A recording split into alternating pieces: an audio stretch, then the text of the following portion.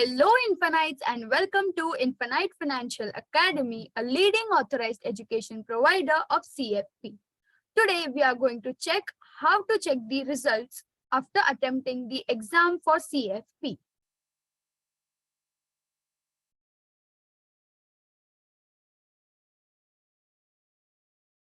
For checking the results, you have to log on to the FPSB portal and log into the Learning Center. Once you have opened the Learning Center, you will be on the Current tab. You have to now go to the Completed tab of the Learning Center. In the Completed tab, you have to check besides the exam FPSB IPS. If you are able to see attended besides it, it means that you have cleared the exam.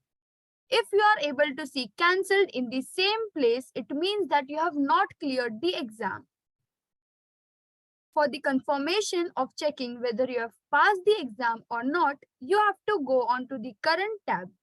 If you are able to see Choose Session in the Current tab for the same exam that you appeared, it means that you have not cleared the exam. Secondly, if you have appeared for the exam for the very first time, you will also be able to see FPSB Ethics Attestation if you have passed the exam.